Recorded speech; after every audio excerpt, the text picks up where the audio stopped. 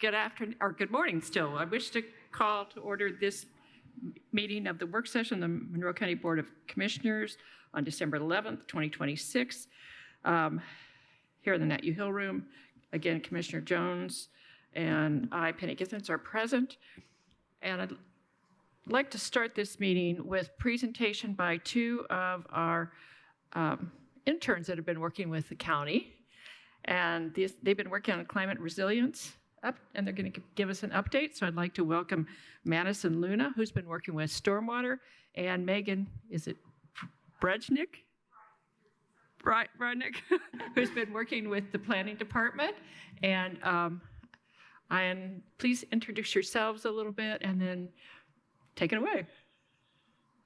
Well, good morning, everyone. Happy Wednesday. Thank you, commissioners, for allowing us to be here today. So we're here to talk about Climate Ready Monroe County, the Climate Resilience Plan. This plan came together by various Monroe County departments, as well as a couple external stakeholders. So big thank you to everyone who helped. For everyone. So again, my name is Madison Luna. I am one of the current Stormwater Fellows. I am in my first semester in the MSES program at the O'Neill School. I did my undergrad at Drake University, and I'm from Romeoville, Illinois. Hi everyone, my name is Megan Brejnik. I am an intern at the planning department, and I'm in my final semester of the dual degree program at O'Neill, so I will actually be graduating in a week. I completed my undergraduate education at Cornell University, and I'm originally from Virginia Beach, Virginia. Thank you. So just as a little refresher, this plan actually has come before the commissioners before. You first saw this on April 24th. It was presented by Victoria Seast. She was a McKinney Climate Fellow. One of the comments that we had received is that you would wish to see more agriculture implemented into the plan, which is definitely a very important comment. We took that and ran with it. We got some great assistance from the Soil and Water Conservation District, so big thank you to Erica Eason and their fellow Reagan Robinson for all their help. So we definitely made sure to implement that, but just as a refresher, this plan is to serve kind of as guidance for Monroe County in the light of climate change and its inevitable effects on the county. And we did meet with various department heads to kind of discuss the plan to make sure we account for capacity and capability by all the different departments. Next slide, please. You can move the mic up so you don't have to keep bending down if you wish. Okay? Thank you. So this plan comes from our implementation matrix. This matrix comes from two different workshops, a strategy workshop and a vulnerability workshop. So this was compiled by stakeholders and also some county experts just to talk about different concerns they had with climate change and its effects on the county. So it's broken down basically into a vulnerability, a strategy to address that, and implementable actions, as well as we took our we kind of assigned different department counties as like their roles within this. But again, we did meet with different departments to kind of talk about their capacity and ability to work on these different actions, so they are all aware of what is in this plan. Next slide, please. So the plan is essentially a reflection of that matrix that you just saw a snippet of. Each strategy is divided into 7 different themes. 2 of these themes are new compared to what you saw from Victoria's presentation. They are recreation and sustainable agriculture. If you go to the next slide, please. We really wanted to highlight the importance of sustainable agriculture and also just the agricultural industry in Monroe County. So this section describes the importance of agriculture as well as the 4 associated strategies associated with this theme. The strategies may seem broad, but in the matrix and further into the plan, they are broken down into actionable steps assigned to different departments, as Madison said, that really attempt to make agriculture in Monroe County sustainable and resilient to climate change. Next slide, please. So what we really want to highlight with the plan where it currently stands, it's a living document. We anticipate that the matrix will be updated on a regular basis in the face of uncertainty of climate change and also changing feasibility of different departments. Their implementation of this plan will be overseen by a committee either created or assigned to oversee this project. This committee will be responsible for checking in with different department heads to determine progress on actions and strategies and help brainstorm different solutions in terms of if they're struggling, if funding is an issue, then trying to figure out a way to make it more feasible. This isn't intended to be a burden on anyone. It's intended to be a seamless transition to make Monroe County more climate resilient in the future. Next slide, please. Thank you so much, and we're happy to answer any questions that you may have. Well, thank you so much. And yes, I was very concerned over the fact that agriculture had not received the attention that it seemed it should have. So thank you very much for including that and all of your work on this, which I really hope will leave us in a position where we can take it and truly do something with it and make a difference in the world, which so often people work on these kinds of things and they get put on a shelf and nothing really happens. But in this case, I think that we're going to make a real effort to implement it and to keep it as a living document, to keep on looking at it and revising it and moving it forward. And thank you very much for your work. And I want to add a couple of things. I'm really glad you added recreation as well. We derive a lot of tourism dollars from some of the recreation that goes on here, and so I think that that's a really important component to have added to this, and so shows a lot of wisdom on your part and a lot of dedication in many ways. I could only look at that grid real briefly, and I'm sure that was only a tiny part of it.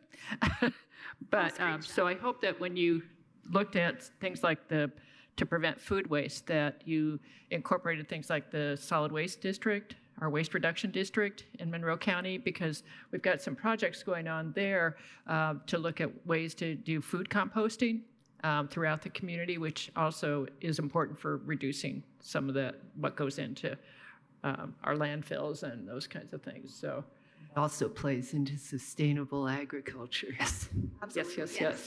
yes. Yeah, this is impressive. I also understand, Megan, that you're going to be speaking at your graduation. Yes, I am. I'm going to be the student speaker at graduation on the 21st.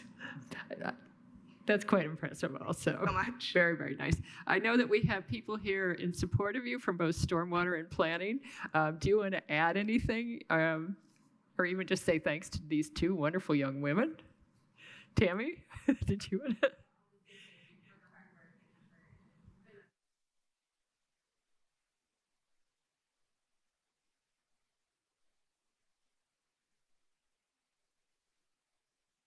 I believe Erica, right, from Soil and Water.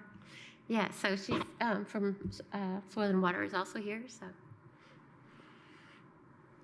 We have Ms. Thetonia, and we have Aunt Crecilius from planning also. So it's really nice that it's clear that people really appreciate what you've done. I mean, they've had a chance to dig into this much deeper than we have so far. So I hope we'll get to see this more in depth. Yes, but thank you, and best of luck to you, Megan. yeah, Thank you so much. Best of luck on your finals. yeah. Do you know what you're going on to after graduation? I have a job offer from the EPA in Washington, D.C., so I'll be joining the Superfund department. Look at you. Thank you. Yeah. Awesome. Thank you Excellent. both, and thanks for taking time away from your finals. Yeah. No worries. Thank you so much. And this is super exciting to work on. Thank you. And thank you, Madison. Thank you. I hope you'll continue next semester. Yes, I'll be here for the next 2 years, so I'm sure you probably might see me again. Excellent. Anytime you need anything, just come on into our office. You're always welcome. Thank you.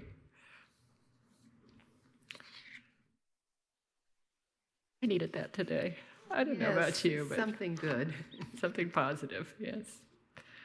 So now we'll proceed to our written agenda. The first item is from Parks. We have Ms. Whitmer and we have Mr. Roddy. of our legal department. Sorry. Yeah. Good morning. I'm here today to talk about the Nancy Huntington Trust. As commissioners are aware, Ms. Huntington passed away about a year ago and left a trust, Parks being the beneficiary to certain real property as well as some funds. We've been working with the trustee and the trustee's attorney to figure out the trust and how we're going to proceed. There's some ambiguities in the trust that we can't really figure out. Requested judicial interpretation. Specifically, there's three things that are at issue. One is the body to whom the land would be given. The trust actually says that it would go to the Parks Department or the Parks Foundation. We are asking that it goes to the Board of Commissioners. That's something that they're asking that the court determine whether or not we can do that. There's some leases on the land, both farming and residential. We're asking the court determine whether those can continue.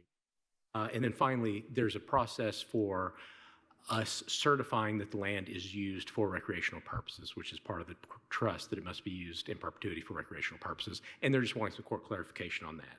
What we have today is a copy of the verified petition that the attorney for the trustee intends to file with the court asking for interpretation, as well as what I'm asking the commissioners to approve today, which is a consent, saying that the commissioners consent to having this essentially submitted to the court for interpretation.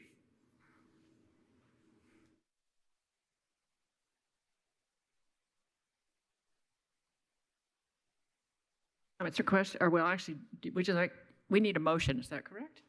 Yes, I think that getting a motion that we will consent to. I would like to move that we consent to join the petition for trust interpretation for the Nancy Huntington Trust. I'll second that. Is that what you needed from us? What we need today? Okay. Questions or comment? This makes sense to me, all of it.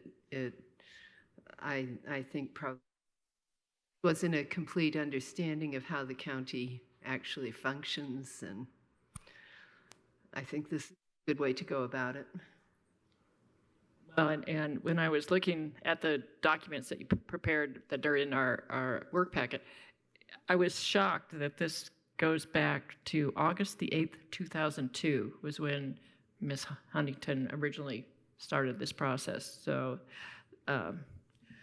and Ms. Whitmer and Andy French took me on a tour of the property yesterday. It will be a remarkable facility for the residents of this county.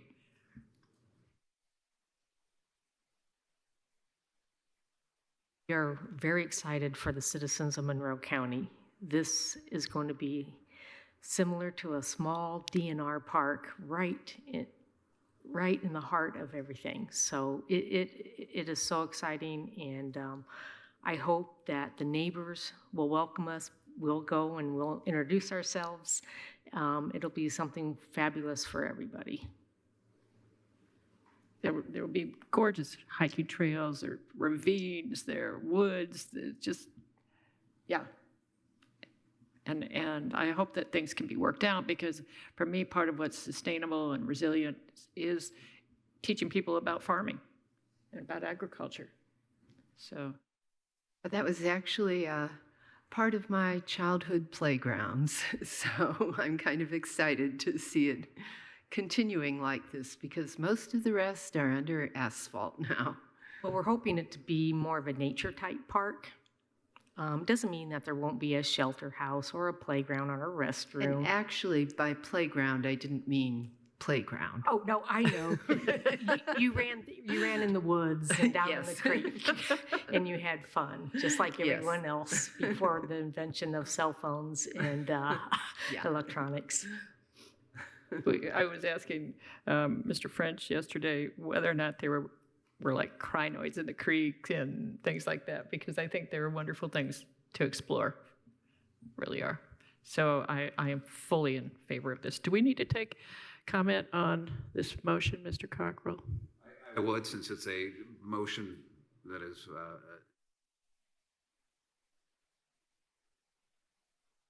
okay. Typically, we would take an agenda item if this was on a different, if it was on a, would. Okay, is there any public comment on this item?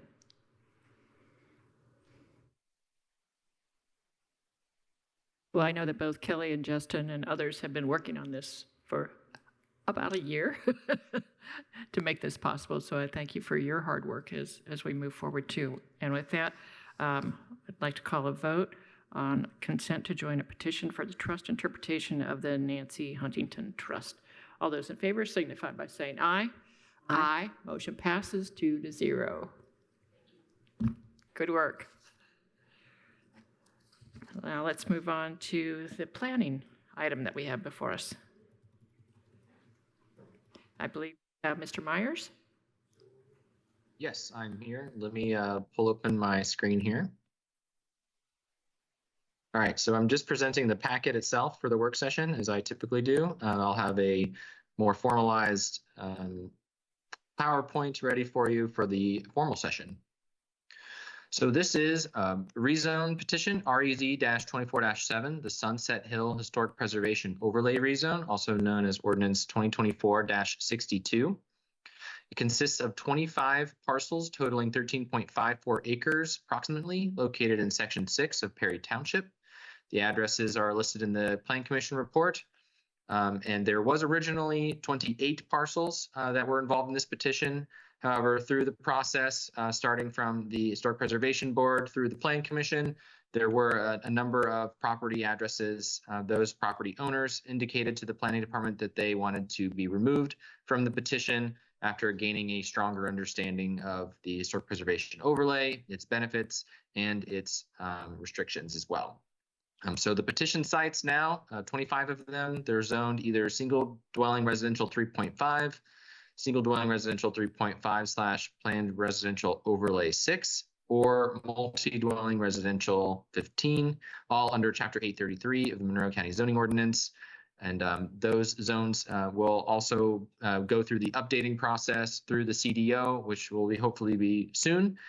So those zones are what are currently on the property and not what will be in the future through the CDO. The historic preservation overlay does not impact zoning, or I should say it does not supersede the underlying zoning district. It does provide some flexibility in zoning uses through the implementation of the historic adaptive reuse classification, which some property owners utilize and are able to have different types of uses that normally wouldn't be permitted in their zoning district. So that's one of the perks of the HP overlay. So as I stated, there will be a defined boundary of these individual parcels, and only these parcels that are part of this petition will be affected by the historic preservation chapter of the planning ordinance, the zoning ordinance, excuse me, and that is currently listed as Chapter 810. We did have a number of neighbors in the community voice their concerns or just provide inquiry into whether or not their properties would be impacted by their neighbors being listed as historic properties. But we went through that process and clearly communicated as best as we could to those neighbors that only if you are designated under the overlay are you impacted and receive the benefits of the historic preservation overlay via Chapter 810. So there are a number of structures within this petition that are currently in the SHARD database, that is the State Historic Architectural and Archaeological Research Database. And that survey ranks 11 of the 25 petition sites as containing a contributing resource denoted by the letter C. And some of those properties actually contain more than one rated resource. There's at least one parcel that I can think of that has 3 to 4 homes on it in a row that all are considered contributing through the SHARD database. So as a summary of how this got to you, the Monroe County Historic Preservation Board of Review voted 7-0 to forward this petition with a positive recommendation to the Plan Commission, citing the following criteria from Chapter 810-3. And that is an association, number one, an association with events that have made a significant contribution to the broad patterns of county history. Number two, an association with the lives of persons significant in the county's past.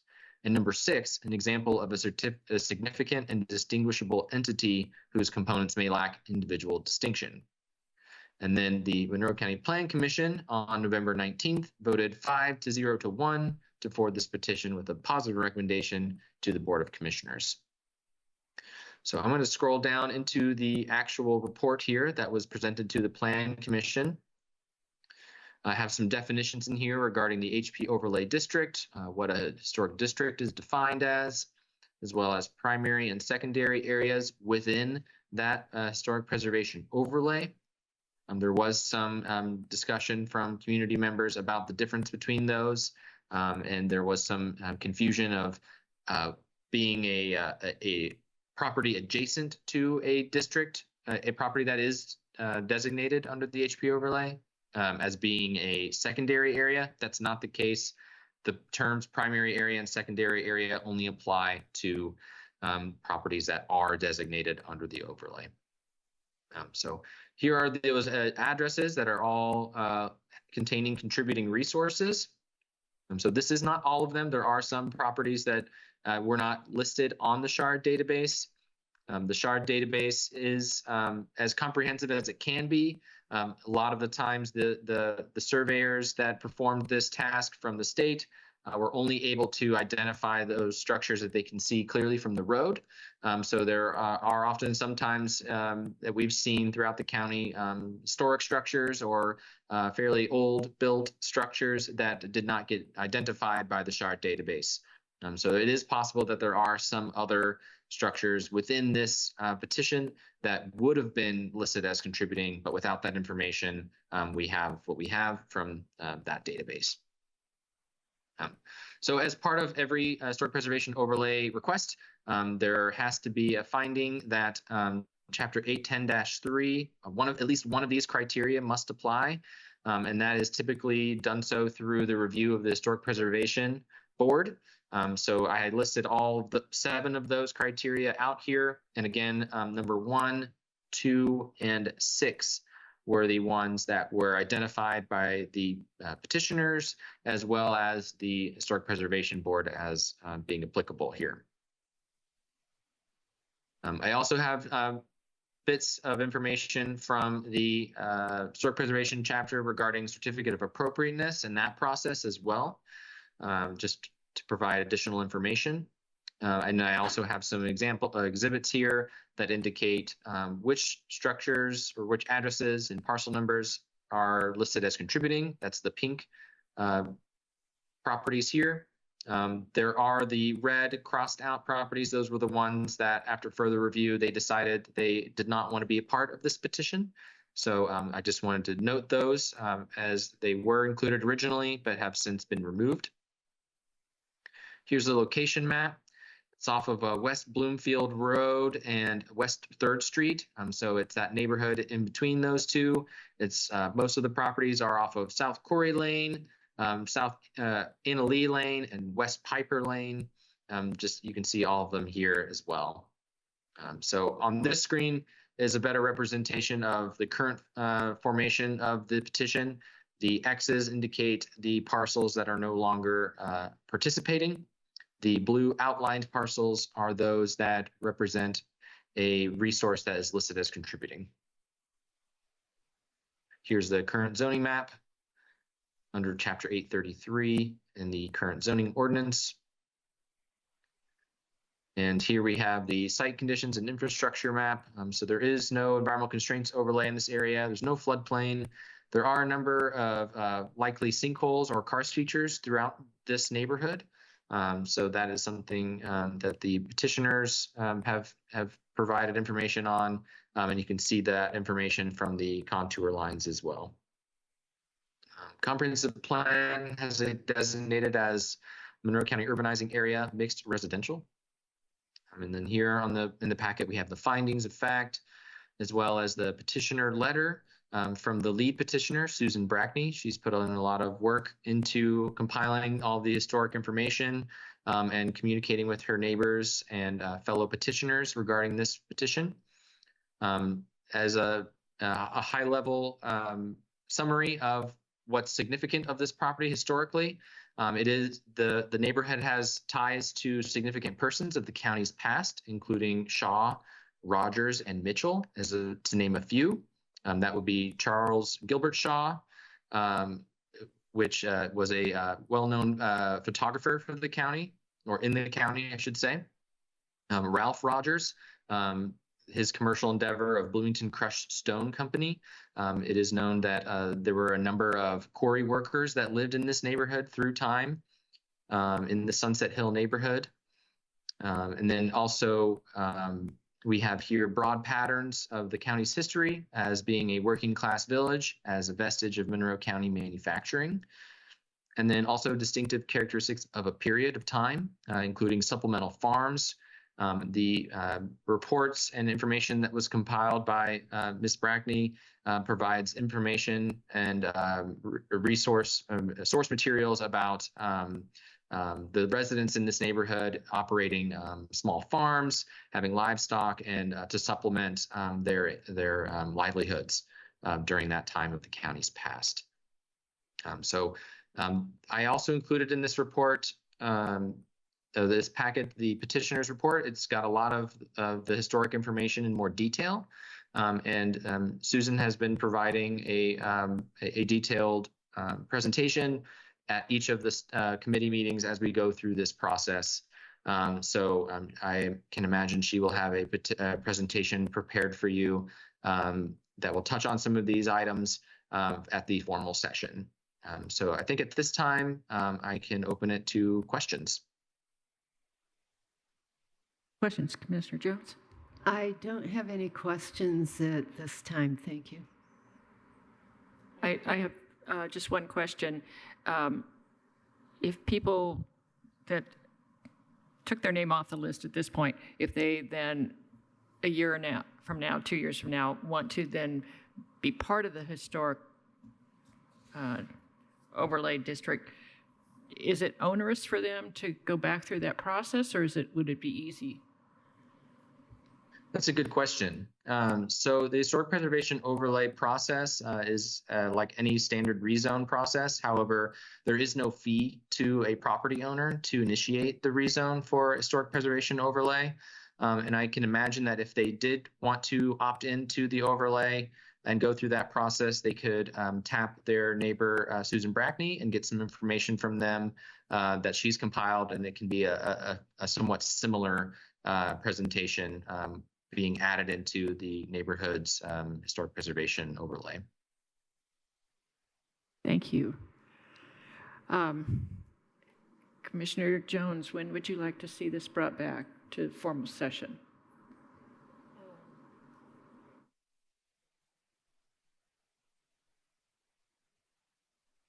Yeah, could we have this brought back next week, Mr. Myers?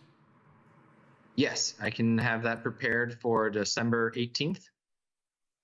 Fabulous. Yes, December 18th. Okay. We don't need to take any other action on this, correct, Mr. Cockrell? No.